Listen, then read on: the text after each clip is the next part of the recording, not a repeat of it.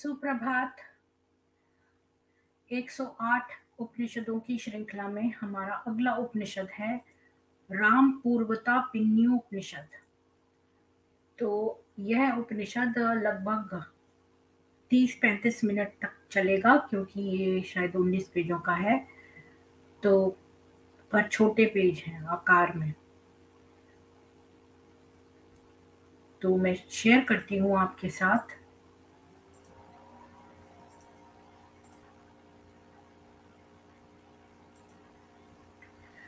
राम पूर्वता पिन्योपनिषद। ओम शांति शांति शांति। हे पूज्य देवों, हम कानों से कल्याण सुने, आंखों से कल्याण को देखें, सुदृढ़ अंगों तथा देह के द्वारा तुम्हारी स्तुति करते रहें, और देवताओं ने हमारे लिए जो आयुष्य नियत कर दिए हैं उसे भोगें। महान कीर्ति वाला इंद्र हमारा कल्याण करे। सबको जानने वाले पूषा देव हमारी कल्याण करें। जिसकी गति न रोकी जा सके ऐसे गरुड़ देव हमारा कल्याण करें, और बृहस्पति देव हमारा कल्याण करें। ओम शांति शांति शांति। भगवान विष्णु ने जब रघुवंशीय महाराज दशरथ के यहाँ जन्म लिया, तब उनका नाम राम हुआ। विद्वानों ने राम शब्द की व्याख्या करते हुए कहा कि पृथ्वी पर स्थित होकर संत जनों की सब कामनाएं पूर्ण करते हैं, और जो राजा के रूप में शोभायमान है वे राम हैं। जिसके द्वारा राक्षस गण मृत्यु को प्राप्त होते हैं, ये राम हैं। कुछ विद्वानों ने उन्हें अभिराम होने से राम माना, और कुछ ने कहा कि अपनी ही उन्नति से जिनका पृथ्वी पर बल प्रसिद्ध हुआ वह राम है। राहु जैसे चंद्रमा को प्रभाहीन कर देता है, वैसे राक्षसों को प्रभाहीन कर देने से वे राम हैं। कुछ विद्वानों के मत में राज्य प्राप्ति के अधिकारी जो राजा लोग हैं, उनको आदर्श चरित्र उपस्थित कर श्रेष्ठ मार्ग का उपदेश करते हैं, तथा ध्यान करने वाले को वैराग्य देते और नामोच्चारण करने वाले को ज्ञान मार्ग की ओर प्रेरित करते हैं, तथा जो हिग्रह पूजन को ऐश्वर्यवान बनाते हैं, उनके इन गुणों के कारण ही पृथ्वी पर उनका नाम हुआ होगा। परंतु इससे भिन्न मत यह है कि जिस नित्यानंद स्वरूप चिन्मय और अनंत ब्रह्म में योगी जन लीन रहते हैं, वह परमेश्वर राम के द्वारा ही प्रतिपाद्य है। परमात्म रूप ब्रह्म देह रहित, अवयव रहित, अद्वितीय और प्राकृत है, परंतु भक्तों के इच्छित कार्यों को सिद्ध करने के लिए वह आकार को प्रकट करता है। परमात्मा के स्वरूप में स्थित देवताओं को ही पुरुष, स्त्री, अंग, अस्त आदि के रूप न कल्पित किया गया है। भगवान के साकार विभिन्न अवतारों में 2, 4, 6, 8, 12, 16, 18 हाथ तक वर्णित हैं। उनमें वे शंख, चक्र आदि भी लिए रहते हैं, और जब वे विश्व रूप धारण करते हैं तब तो हजारों हाथ होते हैं। उन सब रूपों के विभिन्न रंग तथा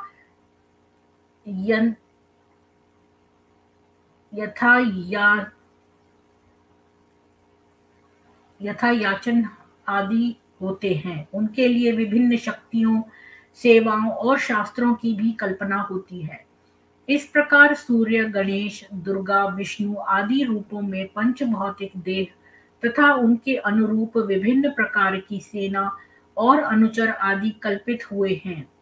वृक्ष आदि जड़ पदार्थ, चेतन शरीर तथा ब्रह्मा तक सभी का वाचक यह राम मंत्र है। इसका जैसा अर्थ है वैसा ही गुण है। इस मंत्र की दीक्षा लेकर निरंतर जप करने से भगवान की प्रसन्नता प्राप्त होती है। साधक गण अभीष्ट प्रयोजन की पूर्ति के लिए मंत्र की दीक्षा देते हैं। मनन और श्रव और ग्राणन और ग्राणन के गुण से संपन्न होने के कारण उसे मंत्र कहते हैं। मंत्र ही सब अमेधियों का वाचक है। जो भगवान स्त्री पुरुष दोनों रूप में प्रतिष्ठित है, उनके लिए रूप में विग्रह यस्त्र की रचना की जाती है, क्योंकि बिना यंत्र की अर्चना देवताओं को प्रसन्न करने में समर्थ नहीं होती। सीता रामी तन्मयादत्र पूज्यो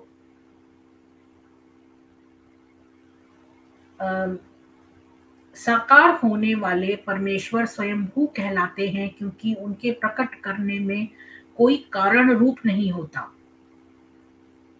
वे स्वयं ही उत्पन्न होते हैं। इस लाइन को फिर से पढ़ देती हूँ। साकार होने वाले परमेश्वर स्वयंभू कहलाते हैं, क्योंकि उनके प्रकट करने में कोई कारण रूप नहीं होता, वे स्वयं ही उत्पन्न होते हैं। वे ज्योति स्वरूप हैं और अपने प्रकाश से सदा प्रकाशित रहते हैं। ये साकार होने पर भी अनंत रहते हैं, क्योंकि ये देश काल आदि की सीमा में नहीं रहते। वे अपनी चैतन्य शक्ति प्राण रूप से सभी देहधारियों में स्थित रहते हैं, और वे ही सत्व रज तम गुणों के द्वारा विश्व की सृष्टि, रक्षा और अन्न करने में समर्थ है। इन गुणों के कारण ही संसार प्रत्यक्ष दिखाई देता है, परंतु यह दृष्टिगोचर संसार भी ओंकार रूप ही है। जैसे महान घट वृक्ष अपने छोटे से बीज में स्थित रहता है, वैसे ही ये विशाल विश्व राम बीज में स्थित है। ब्रह्मा विष्णु शिव ये तीनों तथा उत्पत्ति पालन और संहार करने वाली शक्तियां नाद बिंदु और बीज से उत्पन्न रौद्री ज्येष्ठा और वागा ये सभी राम के रकार पर टिके हुए हैं। इस बीज मंत्र में पूजनीय सीता रूप प्रकृति और राम पुरुष हैं। 14 भुवन इन दोनों से ही प्रकट हुए हैं। यह लोक इन दोनों के ही आश्रित हैं। इन सब का लय भी ओंकार रूप ब्रह्मा विष्णु शिव में ही होता है। राग में लीला पूर्वक ही अपने को मनुष्य रूप में प्रकट किया है। राम ने लीला पूर्वक ही अपने को मनुष्य रूप में प्रकट किया है। इन विश्व प्राण और विश्वात्मा राम को नमस्कार है। इस प्रकार नमन के पश्चात गुणों से भी पूर्व प्रकट हुए पर ब्रह्म रूप राम के साथ अपने एक ही भाई का अनुभव करता हुआ मैं ही राम रूप ब्रह्मा हूँ, इस प्रकार उच्चारण करें। राम के द्वारा आत्मा प्रतिपादित होती है और नमः जीव याचक है। राम के साथ मिली हुई विभक्ति से जीव और आत्मा के एक ही भाव का वर्णन किया जाता है। रामाय नमः मंत्र के राम ही याच्य हैं, और इन दोनों के सम्मिलित से सब उपासकों को इच्छित फल प्राप्त होता है। जैसे जिस किसी का नाम लिया जाए वह अपने नाम की पुकार सुनकर तुरंत सामने आ जाता है, वैसे ही बीज रूप मंत्र राम का उच्चारण किए जाने पर राम भी साधक से समक्ष प्रत्यक्ष होते हैं। बीज का दक्षिण स्तन पर और शक्ति का वाम स्तन पर तथा कीलक का हृदय के मध्य में न्यास और कामना सिद्धि निमित्त विनियोग करें। जब ध्यान किया जाए तब दशरथ तनय श्री राम में अनंत अविनाशी परमेश्वर की भावना करनी चाहिए। उन्हें अत्यंत तेजोमय अग्नि के समान मानना चाहिए। जब वे सौम्य क्रांति वाली श्री सीता जी के युक्त होते हैं तब वे अग्निपोमात्यमय विश्व के कारणभूत होते हैं। जैसे चंद्रमा के साथ अत्यंत शोभा होती है, वैसे ही राम सीता के साथ अत्यंत सुशोभित होते हैं। श्री राम अपनी आह्लादनी शक्ति सीता के साथ सुशोभित है। ये श्याम वर्ण के हैं। उनके देह पर पीतांबर, सिर पर जटाएं, कानों में कुंडल तथा कंठ में श्रेष्ठ रत्नों की मालाएं पड़ी हैं। उनके 2 भुजाएं हैं। वे स्वभाव से धीर और सदा प्रसन्न मुख वाले हैं। वे धनुर्धारी राम युद्ध में सदा जीतते हैं। अणिमा आदि 8 ऐश्वर्य भूता शक्तियां उनकी शोभा वृद्धि करती हैं। वाम अंग में संसार की कारण रूपिणी सीता जी सुशोभित है। वे स्वर्ण के समान उज्जवल कांति वाली है। वे दो भुजा वाली सीता दिव्य अलंकारों से अलंकृत और हाथ में सुंदर कमल पुष्प लिए हुए हैं। उनके साथ विराजमान श्री राम सुंदर और पुष्ट को लगते हैं। राम के दक्षिण और उनके लघु भ्राता गौरवपूर्ण लक्ष्मण जी खड़े हैं, उनके हाथों में धनुष बाण है।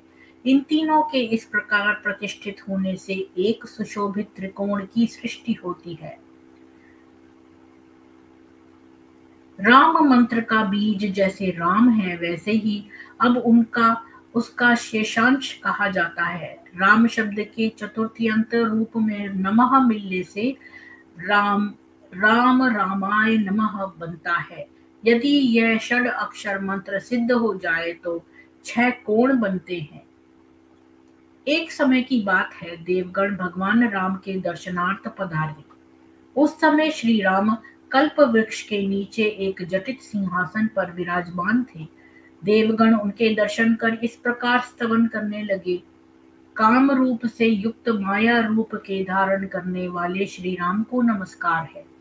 वेद के आदि रूप ओंकार स्वरूप श्री राम को नमस्कार है।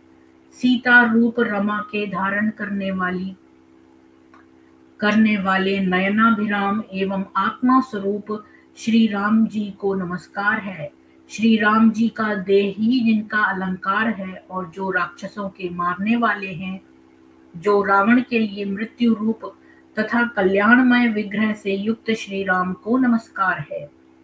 हे नृपोत्तम, हे दशमुख विनाशक, हे महाधनुर्धर श्री राम हमारी रक्षा करो। हमें अपने से संबंधित श्री से संपन्न करो। हे श्री राम हमको ऐश्वर्य प्राप्त कराओ। इस प्रकार देवगण उनकी स्तुति करते रहे। अब तक श्री राम खर नामक राक्षस का संहार करने में लगे। तब देवताओं ने और ऋषियों ने भी उनकी स्तुति की। जब खर और उनके साथी राक्षस मारे गए, तब राक्षस राज रावण ने वन में पहुंचकर श्री सीता जी का हरण कर लिया। वन से सीता का हरण करने के कारण उस राक्षस को रावण कहा गया, क्योंकि राम शब्द से रा और वन से वन सेने पर रावण नाम बन जाता है, अथवा जो दूसरों को रुलावे वह रावण कहा जाता है। एक समय की बात है कि रावण ने कैलाश को उठा लिया। तब शिव जी ने कैलाश को इतना भारी कर दिया कि वह उसे ही दबाने लगा। तब तो उसने बड़ा भारी रक यानी शोर किया, इसी से उसका नाम रावण हुआ। सीता हरण के पश्चात राम और लक्ष्मण दोनों उनकी खोज के निमित्त वन में विचरण करने लगे। तभी उनके सामने कबंध नामक एक राक्षस आया। उन्होंने उसे मार डाला और उसके कहने से वे शबरी के आश्रम पर गए। वहां शबरी ने उनका अत्यंत भक्तिभाव से सत्कार किया। फिर आगे चलने पर वायुपुत्र हनुमान से उनकी भेंट हुई। उन्होंने सुग्रीव को बुलाकर इन दोनों से मेल कराया और मैत्री होने पर राम लक्ष्मण ने अपना सब हाल उनसे कहा। सुग्रीव ने राम से अधिक पराक्रमी होने में संदेह किया और बाली द्वारा मारे हुए दुंदुभी नामक राक्षस का देह राम को दिखाया। राम ने उस राक्षस के शरीर को बात की बात में बहुत दूर फेंक दिया और अपने एक बाण से ताड़ के 7 वृक्षों को गिराकर सुग्रीव के संदेह की निवृत्ति की। इससे सुग्रीव को बड़ी प्रसन्नता हुई। इसके पश्चात श्री राम सुग्रीव के नगर में पहुंचे। वहां सुग्रीव ने घोर गर्जन करने वालों को युद्ध के लिए ललकार दिया। तब बाली भी घोर गर्जना करता हुआ अपने घर से दौड़ा हुआ आया। उस समय युद्ध में बाली श्री राम के द्वारा मारा गया और किष्किंधा की राजगद्दी पर सुग्रीव का अभिषेक हुआ। इसके पश्चात सुग्रीव ने अपने वानरों को बुलाकर कहा, वीरों, तुमसे कोई दशा छिपी हुई नहीं है, अतः तुम शीघ्र ही यहाँ से जाकर श्री सीता जी को खोज करो। आज ही लौटकर इसकी सूचना भगवान श्री राम को सुनाओ। फिर हनुमान जी समुद्र को लांघ कर लंका में जा पहुंचे। वहां उन्होंने सीता जी को देखा और अनेक राक्षसों को मारकर लंका को जला डाला। फिर वे लौटकर श्री राम के समक्ष उपस्थित हुए और उनका सब समाचार सुनाया। उस समय श्री राम को अत्यंत क्रोधावेश हुआ और वानरों को साथ लेकर लंका की ओर चल पड़े। लंका पर आक्रमण करने के लिए उसका निरीक्षण किया गया और फिर युद्ध छिड़ गया।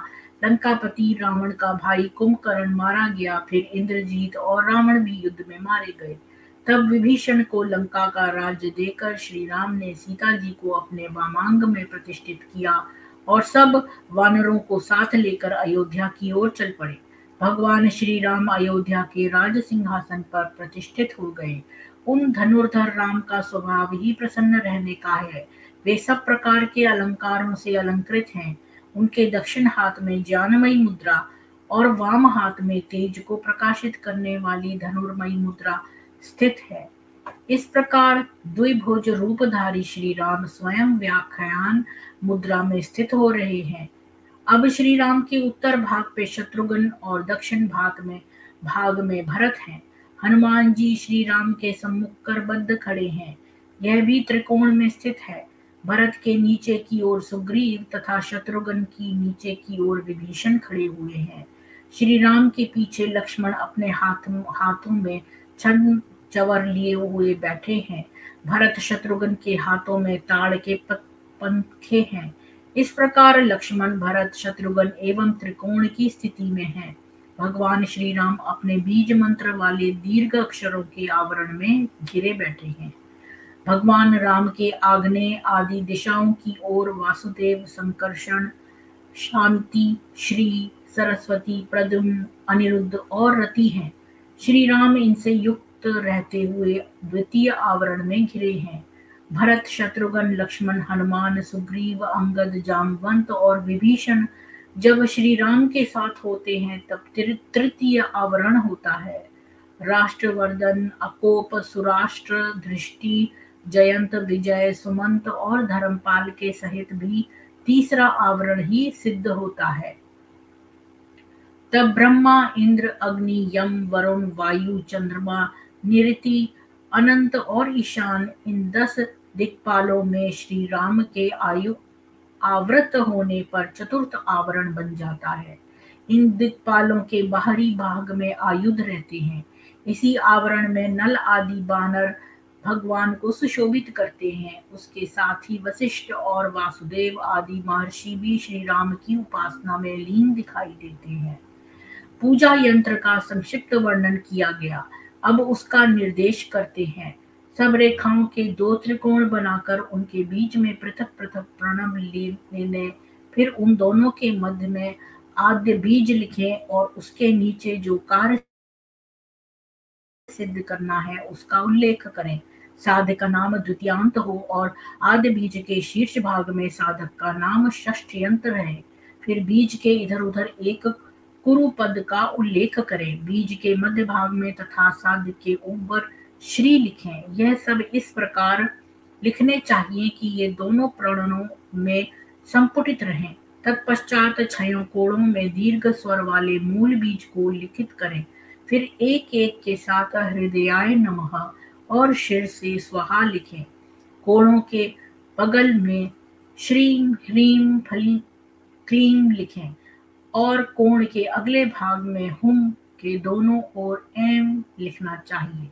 इसके पश्चात 3 वृत्त बनाकर वृत्तों के साथ ही 8 दल वाला कमल बनाएं।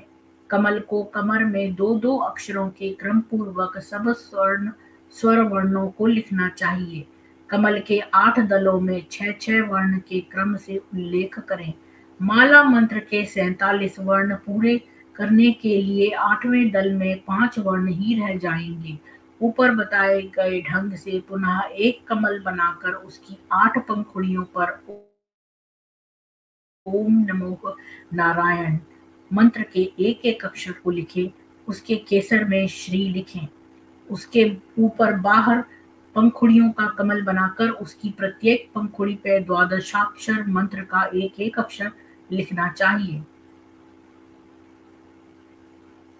12 पंखुड़ी वाले कमल की केसरों में अ से क्ष तक के वर्ण वृत्ताकार में लिखें। उसके बाहरी भाग में फिर 16 पंखुड़ियों का कमल बनाकर केसरों में ही ह्रीम अंकित करें। उसकी 16 पंखुड़ियों में एक एक पर एक एक अक्षर के क्रम से हूं फट नम और द्वादशाक्षर मंत्र लिखना चाहिए। पंखुड़ियों की संधियों में हनुमान जैसे वीर पुरुषों के बीज मंत्र लिखें। उसके बाहरी भाग में नाद बिंदु से युक्त 32 पंखुड़ियों का एक विशाल कमल बनाएं। पंखुड़ियों पर नरसिंह मंत्र राज के 30 अक्षरों को क्रम पूर्वक लिखें। उन पंखुड़ियों में ही 8 वसु, एकादश रुद्र, द्वादश आदित्य और सबके धारक वषटकार का न्यारा एवं ध्यान करना चाहिए। इन 32 पंखुड़ियों वाले कमल के बाहरी भाग में भूपुर यंत्र बनाएं और उसके चारों ओर यज्ञ तथा कोणों में शूल अंकित करें। भूपुर को 3 रेखाओं से मिलावें। यह रेखाएं सत्य, रज, तमो गुण की सूचक हैं। मंडप में बने द्वार के सामने इनमें भी गार बनाना चाहिए।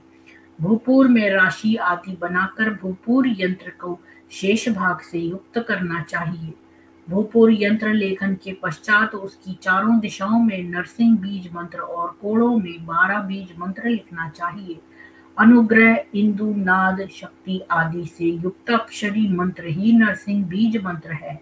यह मंत्र शत्रुओं का नाश करने, ग्रह बाधाओं को शांत करने और इच्छित सिद्धि प्राप्त करने वाला है। अंत्य, वर्ण, अधींश, बिंदु, नाद और शक्ति आदि से संपन्न हुम 12 बीज मंत्र है। अब श्री राम विषयक माला मंत्र को कहेंगे। इसमें प्रथम प्रमेय, फिर नमः, निद्रा, स्मृति, भेद और कामिका है जो रुद्र से युक्त है। फिर अमर से अलंकृत अग्नि और मेघा है। फिर अक्रूर से युक्त दीर्घ कला है। फिर हलादिनी है और इसके बाद मानदा कला के से विभूषित दीर्घ काल है। फिर क्षुदा है। यहाँ तक कि ओम नमो भागवते रघुनंदनाय बन गया। इसके पश्चात क्रोधिनी, अमोधा और मेधा से युक्त विश्व है। फिर दीर्वा है। ज्वालिनी सूक्ष्म से संयुक्त है। फिर प्रतिष्ठा से युक्त प्रणव कला है। फिर हलादिनी और त्वक है। यहाँ तक रक्षोग्न विषदाय की पूर्ति हुई। फिर श्वेल, प्रीति, अमर, ज्योति, अग्नि से युक्त तीक्ष्णा, अनुस्वार से युक्त श्वेता, फिर कामिका, व, द और अनंत से युक्त न, दीर्घ स्वर युक्त वायु, सूक्ष्म इकार युक्त विष, कामिका, कामिका में रुद्र, स्थिरा और ए की मात्रा युक्त स है। इससे मधुर, प्रसन्न, वंदनायामिते तेजसे बन गया। फिर तापिनी, दीर्घ, भू, अनिल से वलाय बना। फिर अनंतग, अनल, नारायणात्मक, मकार और प्राण से रामाय सिद्ध हुआ। विद्यालय, अभ्यस, पीता, रति, ए की मात्रा युक्त घ है। इससे विष्णवे बना। अंत में नमः और प्रणव है। यह 47 अक्षरों वाला राज्याभिषिक्त श्री राम से संबंधित माला मंत्र है। सगुण होते हुए भी यह साधकों के तीनों को नष्ट करने वाला है। यह मंत्र पूर्वोक्त क्रम पूर्वक ही लिखा जाना चाहिए। उपरोक्त मंत्र सर्वात्मक है। इसे प्राचीन कालीन विद्वानों ने बनाया और अनेक ऋषि मुनियों ने इसके द्वारा साधना की है। इसके सेवन वाले साधकों को आरोग्य की प्राप्ति तथा आयु वृद्धि होती है और अंत में वे इस संसार के बंधनों से मुक्त हो जाते हैं। यह साधन पुत्रहीनों को पुत्र प्राप्त कराने वाला है। धर्म, ज्ञान, वैराग्य, ऐश्वर्य आदि सभी अभीष्टों की इससे पूर्ति होती है। इसका साधन करने वाले जन शीघ्र ही अपना इच्छित प्राप्त करते हैं। यह रहस्य अत्यंत गोपनीय है, परंतु बिना दीक्षा के अत्यंत समर्थ विद्वान के लिए भी कठिन है। अनाधिकारी पुरुषों को इसका उपदेश न करें।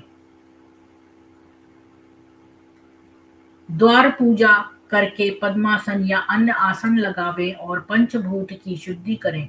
श्री राम की पूजा विधि में सिंहासन की पीठ का निचला भाग, ऊपर का भाग, अगल बगल भी पूजन किया जाता है। पीठ के ऊपर खपर बीच में स्थित 8 दल वाले कमल को भी पूजें। रत्न जड़ित सिंहासन पर कोमल और चिकनी गद्दी की भावना कर उस पर ईश्वर रूप आचार्य की पूजा करें। पीठ के निचले भाग में उपास्य देव के आसन के नीचे आश्रय शक्ति, कूर्म, नाग और पृथ्वी युक्त 2 कमलों की भावना कर उन सबका पूजन करें।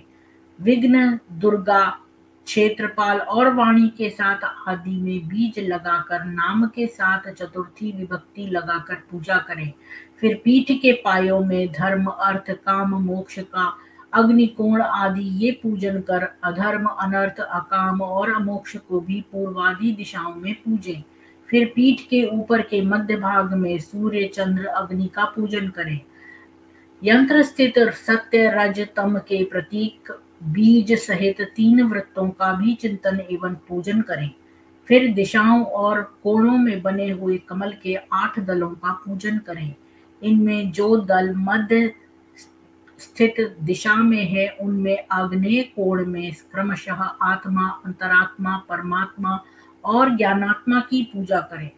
पूर्वादि दिशाओं में ते माया, विद्या, कला और पर इन तत्वों को पूजें। फिर विमला आदि शक्तियों को पूजें। फिर मुख्य देवता का आह्वान और अर्चना करें। फिर अंग व्यूहों का पूजन करें और दृष्टि आदि लोकपाल और उनके अस्त्र, वशिष्ठ आदि मुनि, फिर नील आदि के साथ चंदन आदि विभिन्न लेपनों और अलंकारों आदि के द्वारा श्री राम का पूजन कर जप आदि समर्पित करें। संसार के आश्रयभूत गदा, चक्र, शंख, पद्मधारी, भव बंध के काटन वाले सच्चिदानंद स्वरूप और अत्यंत महिमावान हैं, उन परमेश्वर श्री राम को मैं नमस्कार करता हूँ। इस प्रकार उनकी स्तुति करें। जो उपासक ऐसा करते हैं वे मोक्ष को अवश्य प्राप्त करते हैं। लीला संवरण काल से ही श्री राम देह सहित अंतर्ध्यान हो गए। उनके आयुध भी साथ ही अंतर्ध्यान हो गए। वे अपने स्वाभाविक रूप को धारण कर सीता सहित परम धाम में पहुंच गए। उनके साथ ही उनका सब परिवार, प्रजाजन, विभीषण आदि भी परम धाम में गए। उनके भक्त इच्छित भोगों को प्राप्त करते हैं और उनका उपभोग कर अंत में परम पद प्राप्त करते हैं। यह ऋचाएं संपूर्ण अभीष्टों और अर्थों को देने वाली हैं। इनका पाठ करने वाले भक्तजन पवित्र अंतःकरण वाले होकर मोक्ष को प्राप्त होते हैं। राम पूर्वतापिन्यु उपनिषद समाप्त। तो आप सब लोगों को बहुत बहुत साधुवाद सुनने के लिए उपनिषद। कृपया इसको आगे शेयर ना करें और मैं आपको इनवाइट भेज देती हूँ अगर किसी को मुझसे बैक स्ट्रीम पर बात करनी हो। और मुझे जतिन जी का मैसेज मिला है कि वो मुझसे बात करना चाहते थे, तो प्लीज़ वो बैक स्टेज पर जरूर आ जाएं। और आपसे अब मैं एक स्ट्रीम करूँगी, इसके बाद वेदों में विज्ञान, और उसको मैं करूँगी रात को 8 बजे। वो भी छोटी सी है, तो आपसे तब मुलाकात होगी। आपका दिन शुभ बीते। ओम शांति।